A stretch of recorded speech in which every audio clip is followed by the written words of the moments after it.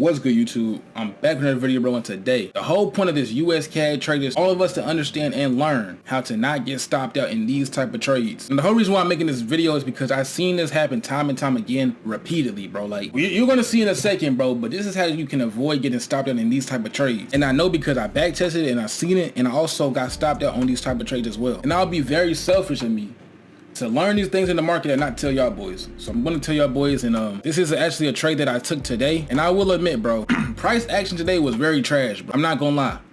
But I'm not gonna blame the market for nothing. This did follow all of my rules, so I'm not mad at the loss. You know what I mean? I followed my rules and I avoided the temptation in the market. So I don't got no problem breaking my rules no more, bro. I can see it. But we're gonna go ahead and break down this trade real quick, and then we're gonna go over how to not get stopped out, because I've seen this time and time again. So you see this type of trade. Got a break of the structure, clean break of structure, has a gap in the zone, all that stuff. So gap in the zone, we're above the 200 EMA on the 5-minute chart and the 15-minute chart and the hour chart as well. We're following the trend, and we have a waypoint, which the waypoint is these gaps right here. All these gaps, that's the waypoint. So it has motivation to go up. So it follows all my rules nonetheless. It follows all my rules and it looks good, and I'm gonna take it regardless. So this was ultimately a great trade to take. It followed all my rules, so I didn't break my rules, none of that. But here's something that I kind of got messed up on. I noticed, I back tested this a long time ago, and I actually noticed this a long time ago. But you see how anybody would go ahead and see this tap and maybe hop in their trade right here, put their stop loss right here somewhere, and be cool.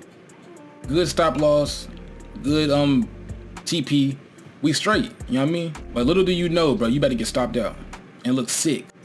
You know what I mean? So you gonna get stopped out and look sick, but you could have avoided getting stopped out if you would have just knew this. So whenever you see an EMA crossing through your zone like this, you see it crossing through your zone, this yellow line crossing through your zone right here, you always want to put your EMA or your stop loss below that EMA, because I've seen it time and time again.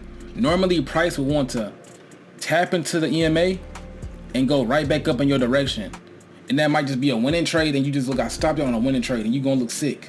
And I've seen it time and time again, I promise you, bro. And I can go to my notes right now, my pictures and everything. I can show y'all boys it happened a lot of times on winning trades. So when you see a trade like this that got the EMA crossing through your zone, the best thing you can do is go ahead and put your stop loss below that zone or below that EMA. Now, of course, you don't want this big old stop loss, you feel me? You don't want that big old stop loss, so you might have to enter in aggressive. But it's better to do that than to get stopped out and then the trade still win, and now you just missed out on the winning.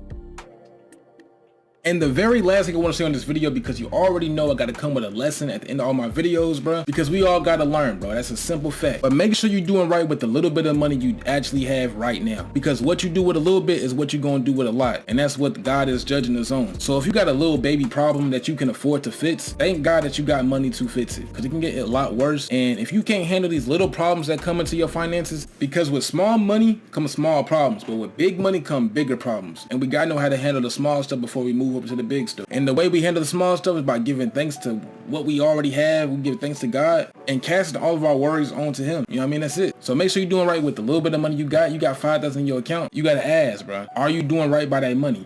Are you giving this money right back to the enemy by buying drugs, strip club, throwing ones, hundreds? Or you know what I'm saying? What are you doing with that money? Are you doing good by that money? Because smoking weed, buying drugs, strip club ain't good with the money. But helping somebody out in the grocery store is, you know what I mean? Helping just people in general is, and doing right by your body and everything is. So make sure you're doing right by the little bit of money you got, so God can bless you 60-fold, 100-fold. That's it. That's all I gotta say, bro, and I'm out.